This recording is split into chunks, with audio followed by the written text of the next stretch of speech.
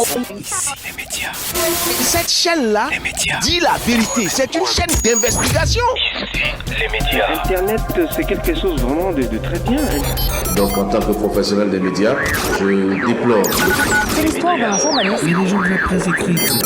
Ici les médias. Mesdames et messieurs, bonjour. Vous faites quelque chose de merveilleux. Vous écoutez les radios. Ici les médias. Voici le sommaire. Ici les médias. Aimé, désiré, adoré. Gabon, la TNT suspendue à la délivrance d'un prêt chinois. La date butoir du passage de l'analogie à la télévision numérique terrestre, dont l'exécution était confiée au groupe chinois StarTime, est fixée à décembre 2016. Mais jusqu'aujourd'hui, un problème majeur persiste. De Douala au Cameroun, Philomène Ducy nous en dira plus. Bonjour Philomène. Bonjour Aimé Désiré. À la suite de Philomène Ducy, une question. Quels sont les enjeux de la TNT chinoise en Afrique? Éléments d'analyse dans cette édition. Côte d'Ivoire, le journal ivoirien Fraternité Matin arrive au Burkina Faso. Le quotidien ivoirien Fraternité Matin est désormais accessible aux abonnés mobiles de la société RTL Burkina Faso. Comment comprendre cette main tendue à la presse ivoirienne? Élément de réponse dans cette édition. Il fallait en parler. Et il fallait parler de Jean-Patrice Keka, ce scientifique congolais qui a conçu et lancé une série de fusées fabriquées avec des engins de récupération. Comment parvient-on à de telles expériences? Roland Djakou nous le dira. Bonjour Roland. Bonjour Aimé Désiré. Rwanda, l'accès Internet 4G déjà disponible dans près de 400 bus. Les habitants de Kigali, habitués à emprunter des bus de transport commun pour leur déplacement dans la capitale, pourront désormais agrémenter le voyage d'un accès Internet 4G. Pourquoi le choix d'investir autant dans un média comme Internet? Élément d'analyse dans cette édition. Les métiers de la communication. Qu'est-ce qu'un community manager? En quoi consiste le métier de community manager? Dans les métiers de la communication, vous aurez les explications de Cédric Tachago. Bonjour Cédric. Aimé Désiré, bonjour. Passionné des médias, c'est ici les médias. Bonjour, ici les médias. Appelez-moi Cédric Tachago, journaliste, correspondant à Douala, Cameroun. Ici Guy Letran, ingénieur informatique, blogueur pour le compte de Ici les médias, Mouila Gabon. Bonjour, animatrice radio à Douala au Cameroun, je suis Philomène Ducy. Je suis Younes Boumedi, fondateur et directeur de Hit Radio au Maroc. Je suis Roland Djakou, journaliste et présentateur télé, Libreville, Gabon. Amateurs des médias, c'est ici les médias. Gabon, la TNT suspendue à la délivrance d'un prêt chinois. La date butoir du passage de l'analogie à la télévision numérique terrestre, dont l'exécution a été confiée au groupe chinois StarTime, est fixée à décembre 2016. Mais au jour d'aujourd'hui, un problème majeur persiste. De Douala au Cameroun, nous avons les explications de Philomène Ducy. Ici les médias. Les Gabonais devront encore attendre environ 11 mois pour voir se concrétiser dans leur pays le projet de migration de l'analogique vers le numérique. La principale raison de cette prorogation, nous dit Jeune Afrique, est l'attente de l'instruction et de la validation d'un prêt de 178 millions de dollars de la China Exim Bank. Ce prêt conditionne en effet le contrat conclu en août 2015 entre le gouvernement gabonais et le groupe chinois StarTimes. Le montant de 178 millions de dollars devrait servir à financer l'installation de 200 émetteurs ainsi que la migration vers la diffusion numérique. D'après le calendrier, c'est du moins ce que nous révèle Jeune Afrique, cette migration est prévue en 2 phases. La première, en décembre 2016, concernera 50 localités sur les 74 initialement identifiées, puis le reste sera couvert dans un second temps à échéance 2017-2018. Alain Guy, expert consultant en charge de la TNT auprès du ministre gabonais de l'économie numérique et des postes, a déclaré à Jeune Afrique que l'État gabonais devrait livrer de façon imminente plusieurs études qui doivent être associées à la demande de prêt. L'instruction du prêt prendra ensuite 6 mois. Je rappelle que l'échéance du passage de l'analogique vers le numérique avait été fixée au 17 juin 2015 par l'Union internationale des télécommunications UIT. À cette date, seuls 5 pays africains sur les 54 concernés avaient tenu à leur engagement. Ces pays sont le Malawi, l'île Maurice, le Mozambique, le Rwanda et la Tanzanie. La technologie numérique devrait permettre la fluidité de l'accès à Internet, entre autres, l'amélioration de la qualité de réception des chaînes ainsi que la multiplication de leur nombre grâce à la compression du signal. Ici les médias. À la suite de Philomène, et pour mieux comprendre la présence chinoise dans l'univers médiatique en Afrique, nous avons en ligne de Strasbourg Olivier Nkayu. Bonjour Olivier. Bonjour Aimé Désiré. Vous êtes homme des médias, animateur sur Hit Plus Radio. Vous savez que la plupart des objets électroniques en Afrique viennent de la Chine. CCTV est présent en Afrique. Le distributeur d'images chinois StarTime est présent dans une trentaine de pays en Afrique. Olivier Nkayu, comment percevez-vous cette chinoisation, si vous permettez le thème, des médias en Afrique? En réalité, mes désirés, ce n'est pas de la Chine qu'il faut craindre l'acculturation de l'Afrique, celle-ci étant déjà suffisamment avancée du fait de l'Occident. D'ailleurs, la Chine elle-même subit actuellement une acculturation au profit de la culture occidentale. Je pense pour ma part que dans le jeu du contrôle de l'Afrique que se livrent les grandes puissances, la Chine propose tout simplement la meilleure offre, celle de la modernisation de l'Afrique par des infrastructures et de la technologie. Ne perdons pas de vue qu'il y a moins de 30 ans, la Chine était aussi pauvre que l'Afrique. L'Afrique gagnerait donc à renforcer son partenariat avec cette grande puissance qui se préoccupe plus des problèmes de développement économique que des politiques internes des États africains. Tout à fait. Alors, en clair, la présence des médias chinois en Afrique doit véhiculer une vision chinoise du monde. Peut-on voir ici un risque d'acculturation du peuple africain? Alors, Aimé Désiré, ce qu'il faut retenir dans un premier temps, c'est que la Chine intègre l'OMC, l'Organisation mondiale du commerce, en décembre 2001. Et en 10 ans, la Chine a multiplié par 6 ses exportations en matière de technologie électrique et électronique, loin devant le textile qui n'a été multiplié que par 3. Cela dit, pour revenir à la TNT, la télévision numérique terrestre, l'Afrique ne peut pas être à la traîne de cette évolution technologique, car avec la TNT, en effet, les images sont de meilleure qualité que sur un support analogique. Mais les gros avantages restent quand même pour les chaînes de télévision, car en plus d'avoir des modulations plus efficaces, elles vont pouvoir réduire les coûts d'exploitation pour la diffusion et la transmission une fois les coûts de la mise à niveau amortis. Quant au positionnement de la Chine et de ses produits en Afrique, dois-je rappeler que la Chine est tout simplement le laboratoire de la manufacture du monde grâce à ses ingénieurs qui côtoient une main-d'œuvre relativement moins chère. Alors sur ces bases-là, peut-on parler de chinoisation de l'Afrique? La réponse est clairement à l'affirmative. Mais cela n'est pas vrai que pour l'Afrique, car en Europe aussi, la pénétration chinoise est impressionnante au point où en France, par exemple, la préférence nationale revient au devant de la scène avec le Made in France qui peine cependant à faire le point avec les productions chinoises largement moins chères. Aujourd'hui, alors que l'Afrique fait sa petite marche vers la démocratisation d'Internet, des smartphones comme Samsung, LG, BlackBerry et encore iPhone restent inaccessibles pour plusieurs Africains, alors que les marques chinoises comme Huawei, ZTE, Lenovo reste très accessible. D'ailleurs, en Europe aussi, ces smartphones chinois sont très appréciés. Les Chinois étant de grands touristes qui dépensent beaucoup, il est donc tout à fait naturel que la chaîne nationale chinoise, la CCTV, se retrouve impérativement sur les différents bouquets proposés, notamment dans les hôtels. En termes d'emploi, la Chine reste un gros partenaire pour les Africains qui gagneraient à plus collaborer avec les entreprises chinoises. En définitive, nous sommes encore loin de parler de chinoisation des médias en Afrique, l'apport chinois se faisant pour l'instant sur le matériel et les supports et non sur les contenus. Autre chose à savoir sur la TNT, c'est qu'il faut avoir un téléviseur compatible TNT, car pour l'instant, plusieurs téléviseurs en Afrique ne le sont pas. Autrement, il faut impérativement s'équiper d'un adaptateur TNT. Merci Olivier. C'était Olivier Nkayu, notre nouveau correspondant à Strasbourg, en France. Ici, les médias. Nous remettons le cap sur Douala au Cameroun pour des questions purement techniques et juridiques. À la date du 17 juin 2015, date du basculement de l'analogie à la numérique, seuls 5 pays africains sur 54 ont répondu à l'appel dans les délais. La question qu'on se pose est, qu'est-ce qui coince dans la matérialisation de la TNT en Afrique? Au Cameroun, Cédric Tachago a posé cette question à Roland Diou. Il est cyberjuriste.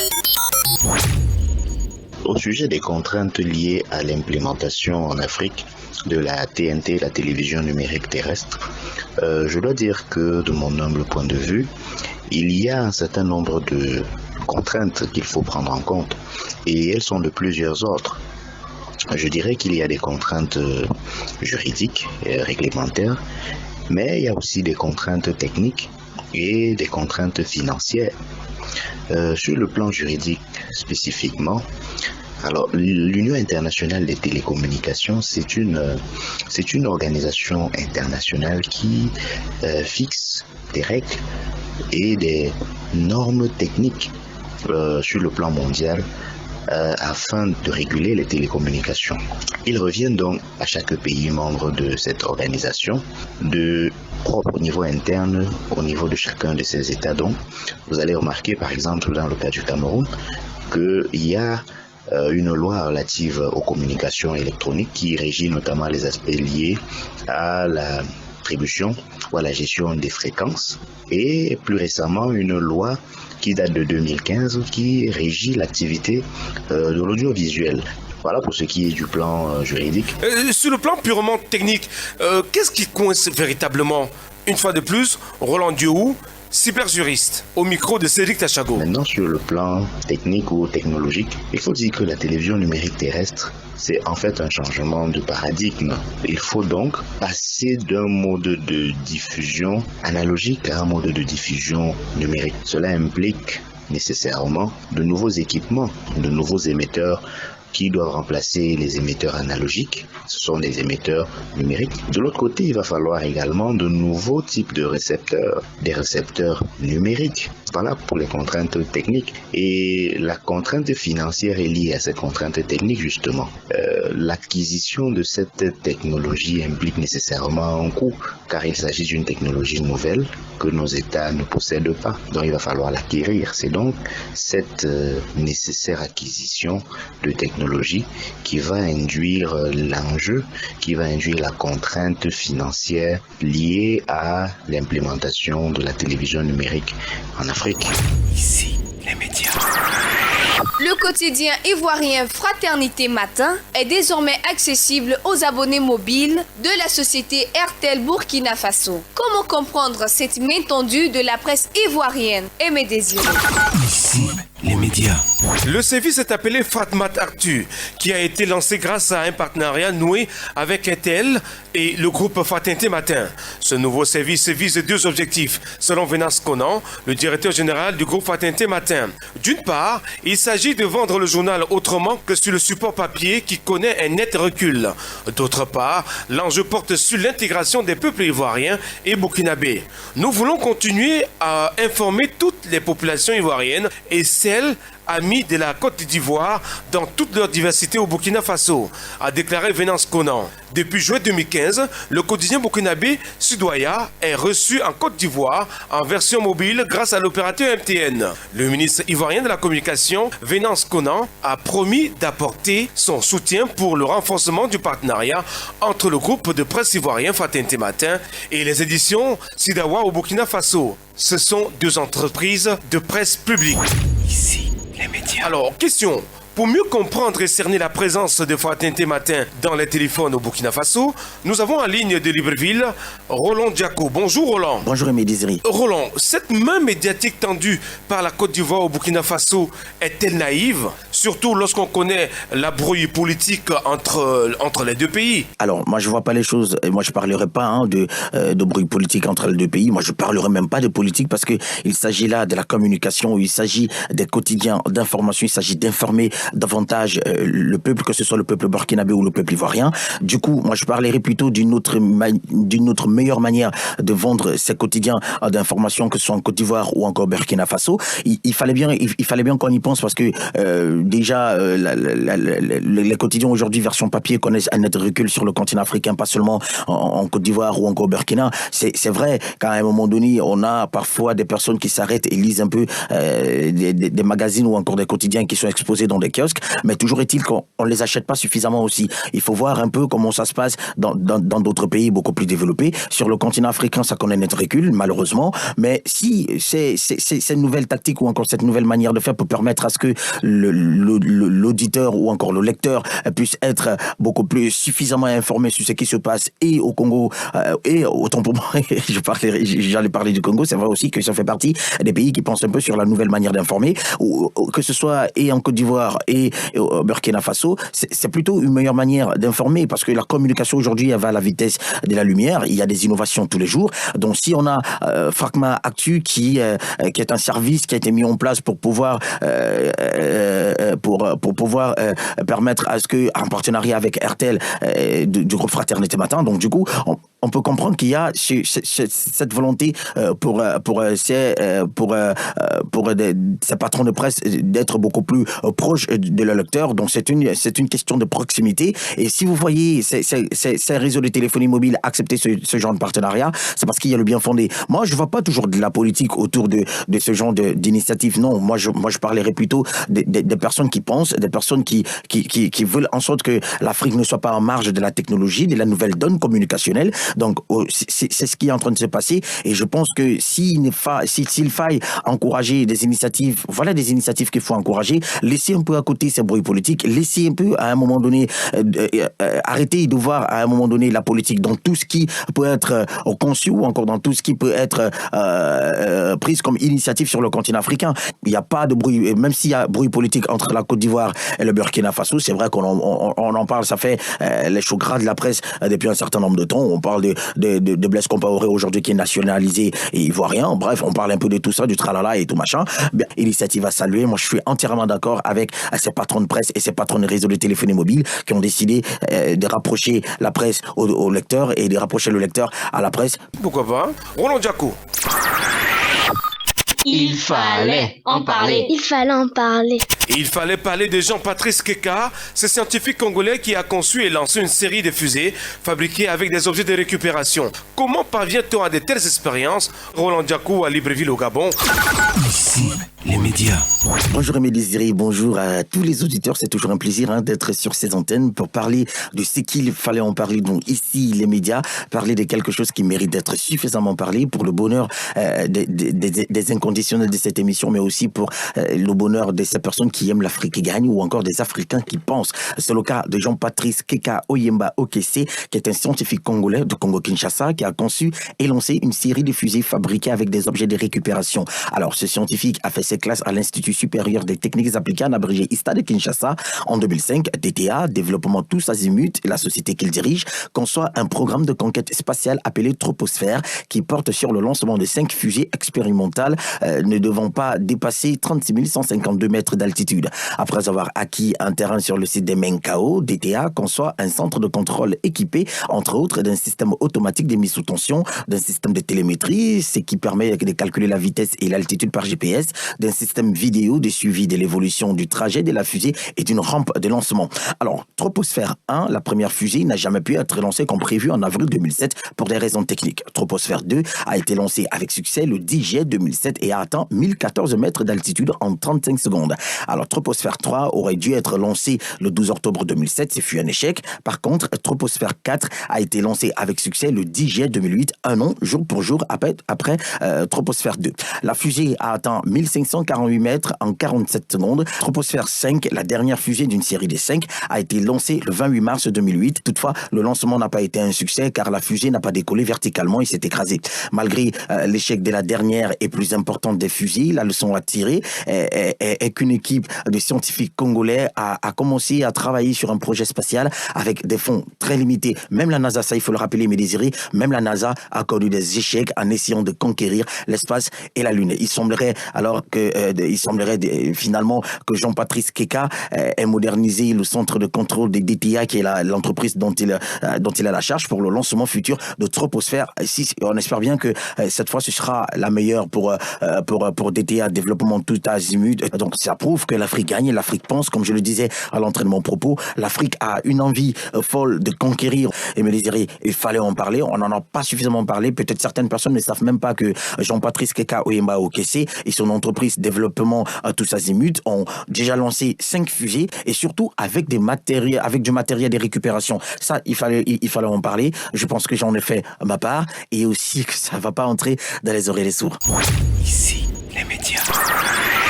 Rwanda, l'accès Internet 4G déjà disponible dans près de 400 bus. Les habitants de Kigali, habitués à emprunter le bus de transport en commun pour leur déplacement dans la capitale, pourront désormais augmenter et agrémenter leur voyage d'un accès Internet 4G. Philomène Tussi. Ici, les médias. Le ministre rwandais de la Jeunesse et des TIC a procédé tout récemment au lancement officiel du service Internet 4G dans le bus. Grâce à ce service, à Kigali désormais, l'on ne sera plus complètement coupé d'Internet pendant les voyages dans les bus de transport en commun. Pour sa première phase, le projet concerne effectivement Aimé Désiré 487 bus. 3 sociétés de transport en commun ont été retenues dans un premier temps: Kigali Bus Services, Royal Express et Rwanda Federation of Transport Cooperatives. L'accès à Internet 4G sera ensuite élargi à tous les bus de transport public. D'après Jean-Philbert Nsengimana, qui est le ministre rwandais de la Jeunesse et des TIC, ce service est fourni dans le cadre d'une initiative baptisée Smart Kigali. D'après lui, le projet sera bientôt élargi à 14 districts où la couverture des services 4G est effective.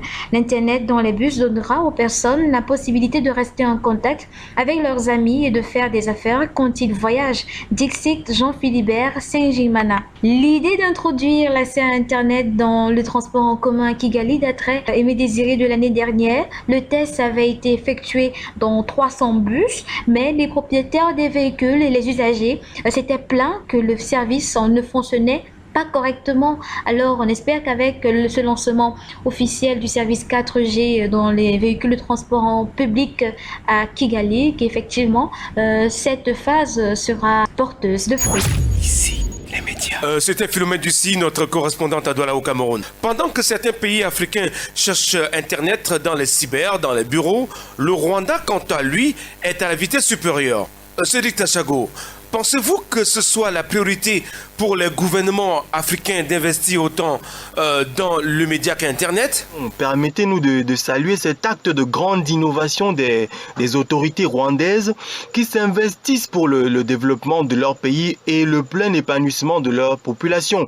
Quand vous observez par exemple Kigali aujourd'hui, oui, vous avez dû faire part que la ville et même le pays tout entier étaient secoués par d'énormes conflits civils au cours des années 90. Tout à fait. Donc participer à la vulgarisation d'Internet au travers des moyens de transport, c'est très important, il fallait y penser.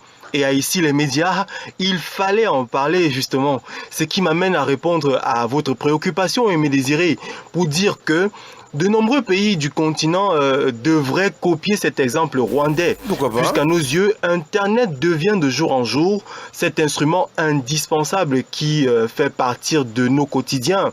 Et au regard de l'évolution des choses, nous pensons même que viendra un jour où on ne pourra plus faire sans ce moyen. Les avantages sont énormes avec cet outil qu'on considère comme média nouveau. Est-il donc concevable que l'Afrique soit à la traîne au rendez-vous du développement? Eh bien, nous pensons que non.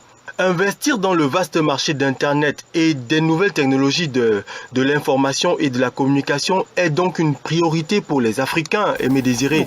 Et le premier combat, nous le pensons, réside au niveau de l'accessibilité.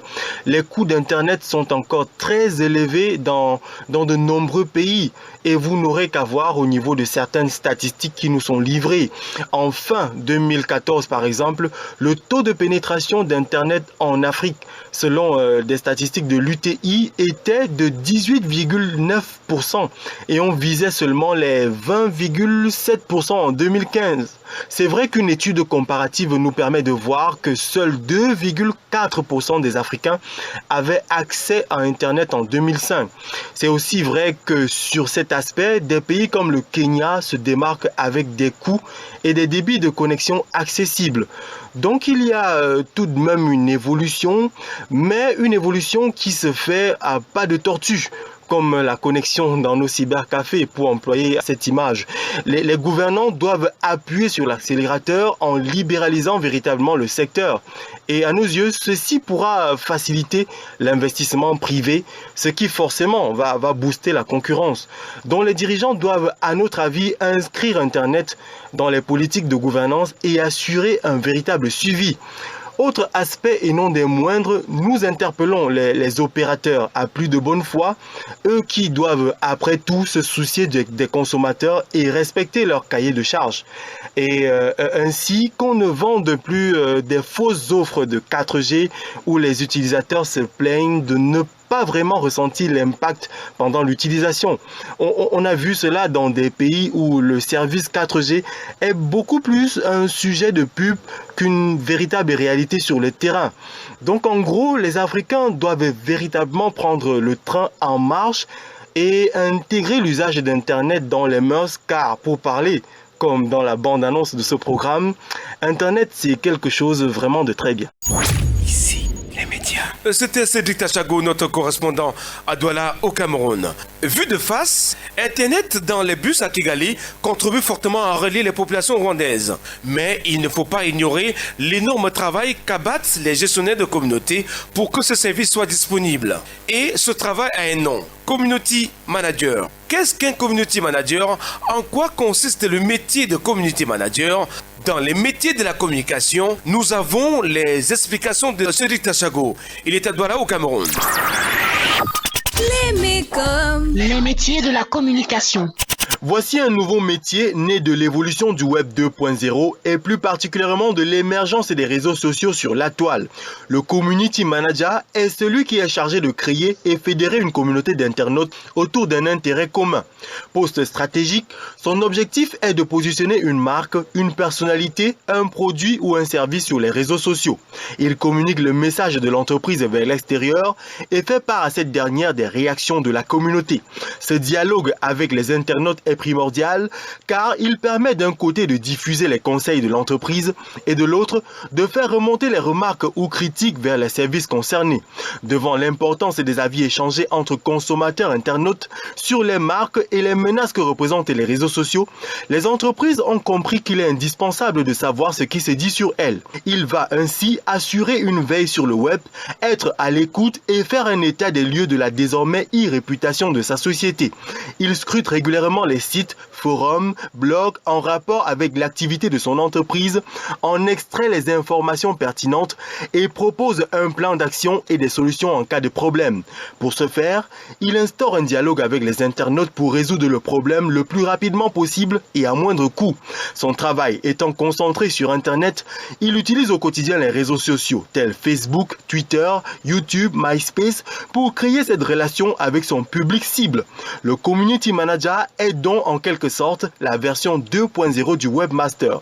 Féru de nouvelles technologies et à l'affût des tendances du web, il détecte tous les nouveaux outils qui peuvent favoriser une relation de proximité avec ses communautés. Ses moyens d'action étant variés, il suscite par exemple les conversations et intervient directement sur la toile, crée des contenus, accorde des promos aux abonnés, fait choisir via Facebook le prochain produit qu'il souhaite voir sur le marché, propose des concours et autres rencontres en rapport avec la société.